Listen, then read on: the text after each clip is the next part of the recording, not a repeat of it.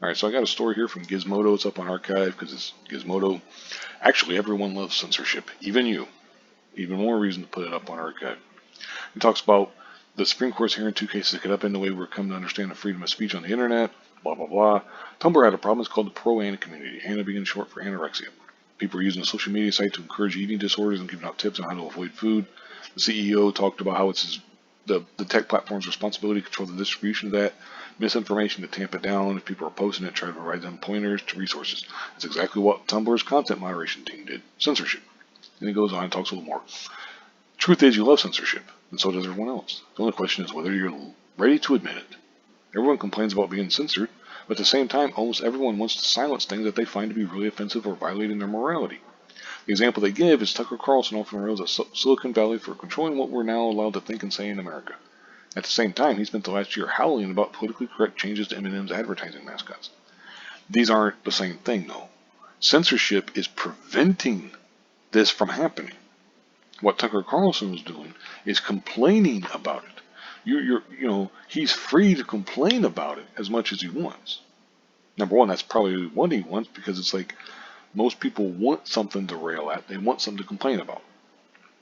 Now you can set the, now if he comes out and says we need to get rid of all this stuff, well then he's wrong, and I don't agree with that. No one, and I would say most people wouldn't agree with that. They would say no, this needs to be allowed to happen, because then when it's less successful or whatever, they'll see that they were wrong to do it. Because they talk about M&M's dropped their mascots. It was some kind of like ploy for the Super Bowl commercials and all that kind of shit. They're back. Basically, there was a whole ad campaign about we're back and all this kind of shit. So it's like, the TV host celebrated his personal victory. It wasn't a Tucker Carlson victory, But anyway, but it's totally different things. Censoring something is preventing it from happening, preventing it from being expressed, changing it and stuff. Complaining about that stuff is all fine and dandy, and you can give your reasons why you believe it shouldn't happen and all that kind of stuff. It's one of those things where it's not a very complicated thing. You could put out all of your woke propaganda movies and stuff, but unless I'm sitting there, and I can complain about them all I want, but unless I'm screaming about how they shouldn't be allowed to come out, they shouldn't be allowed to be made, that's not pro-censorship. Me complaining about it, in this case Tucker Carlson complaining about the politically correct changes to M&M's advertising mascots, is not the same as him saying that they shouldn't be allowed to happen. In a way you could argue that he is saying that, but he's not saying to just unilaterally get rid of it. He's basically saying, everyone agrees, let's all jump on board and make him get rid of this stuff. But it's, like I said, it's not a very complicated topic, and I guess in a way it kind of is. This article, I won't read the whole article. I will link it in the description box if you want to read it for yourself. It's pretty long, and it goes on and on, but it's like they try to tie in to pornography and pedophilia and stuff, and it's like, to me that's not censorship.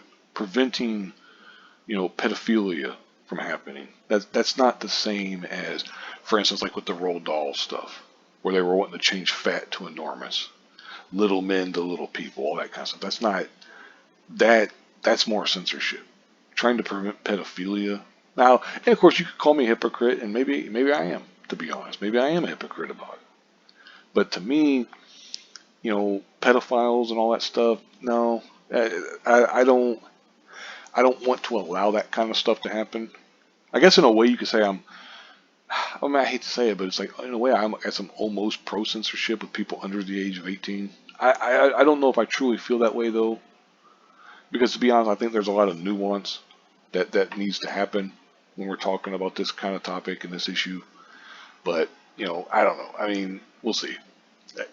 That's usually what I say, because, like, one of the things about the news is they try to try to present everything as doom and gloom. But if you wait a little bit, here comes the next doom and gloom story. So it's like you don't want to get in that bubble where it's like, holy crap, the sky's falling. So I try to say, well, let's just wait and see. Is this a big issue? Trying to argue that censorship is a good thing. I think most people are going to push back against that. But again, you'll have to wait and see. I certainly will. I don't know about anybody else. You know, and if you agree that censorship is a good thing, and sometimes and not others, okay. You know, I mean, we can debate that. Or if you think that censorship's a good thing, period, we can debate that too. I would love to debate people about that kind of stuff. But anyway, I'll go ahead and wrap this up here. I've already gone over 5 minutes on this. Thank you very much for watching, and have a good one.